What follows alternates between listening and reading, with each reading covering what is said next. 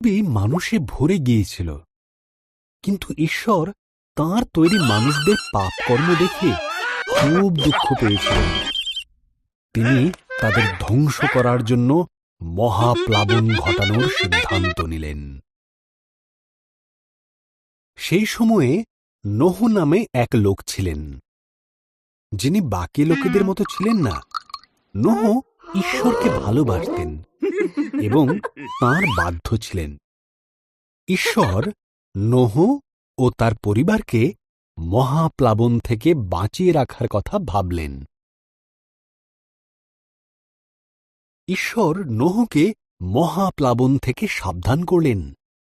তিনি নোহকে একটি বিশাল বড় জাহাজ তৈরি করতে বললেন, যার নিচু ছাদ থাকবে, 3টি তলা, 1টি জানালা ও 1টি দরজা থাকবে।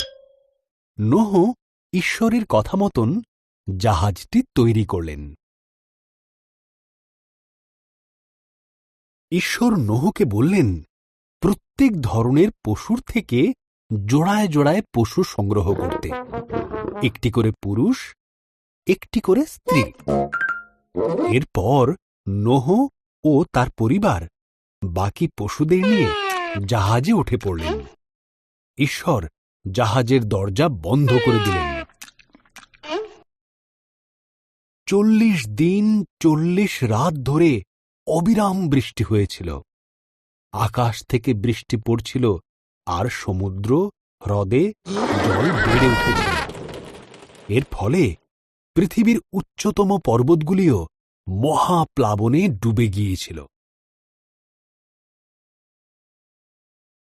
এই অবস্থায় নোহ আর তার পরিবার ও অন্যান্য পশুরা জাহাজে নিরাপদে ছিল এবং তাদের জাহাজ মহাপ্লাবনে ভাসছিল। ঈশ্বর এক মুহূর্তের জন্য নোহর কথা ভোলেননি। ঈশ্বর বাতাস পাঠালেন, জলের স্তর নেমে গেল, জাহাজটি আরারত পর্বতে থেমে গেল। নোহ একটি ঘুঘু পাখিকে বাইরে ছেড়ে দিলেন। যখন পাখিটি আর ফিরল না, তখন তিনি বুঝতে পারলেন পাখিটি এখন নিরাপদে আছে।